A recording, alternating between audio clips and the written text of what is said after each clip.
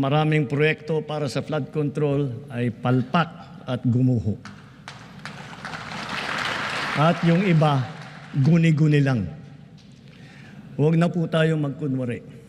Alam naman ng buong madla na nagkakaraket sa mga proyekto.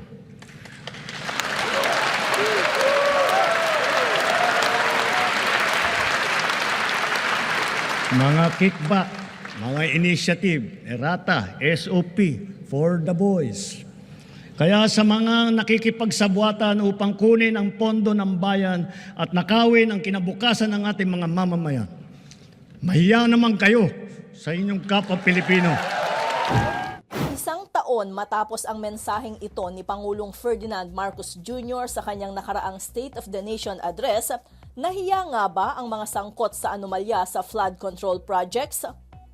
Mismong si Pangulong Marcos ang naglunsad ng sumbong sa Pangulo website na naglalaman ng listahan ng lahat ng flood control projects ng gobyerno. Sa nasabing online portal, nakalagay ang ilang mga detalye at estado ng proyekto. Iprinisinta ng Pangulo na nasa halos 10,000 flood control projects ang pinondohan ng higit kalahating trilyong piso mula July 2022 hanggang May 2025. Nadiskubre na karamihan sa mga kontrata ay napunta lang sa 15 contractors at mula sa 15 contractors, 5 ang may proyekto sa halos lahat ng rehiyon sa bansa. Kasunod nito ay personal na nag-inspeksyon ang Pangulo sa ilang flood control projects at natuklasan ang maraming substandard na mga proyekto o di kaya'y ghost o hindi na umpisahan kahit deklaradong tapos na.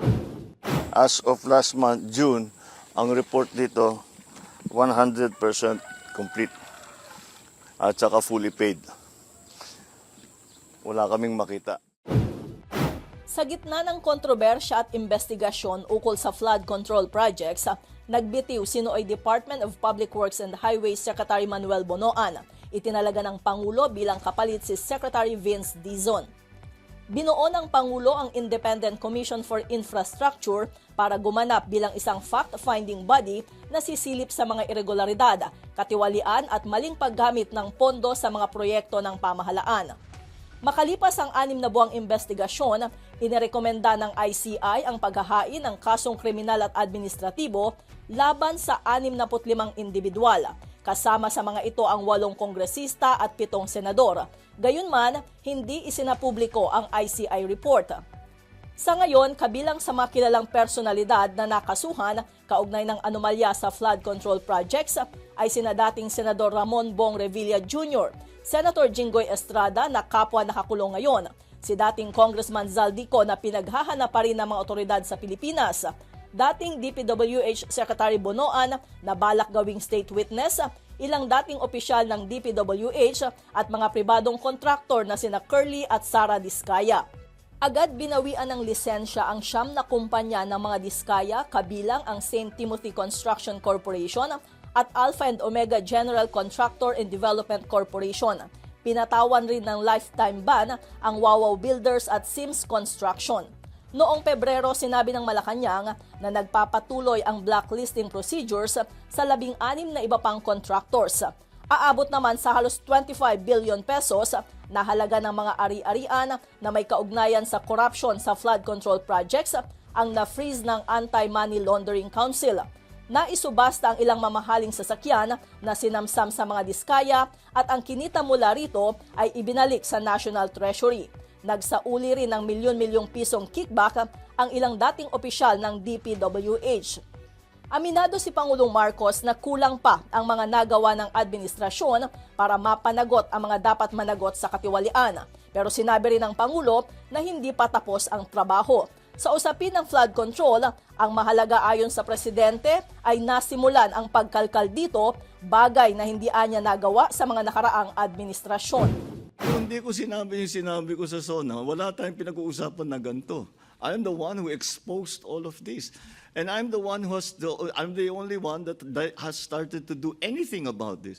Bakit? Ang mga nakaramba na Pangulo, may nakita ba kayong ginawang ganon? Meron ba silang kinulong? Meron ba silang finish na account?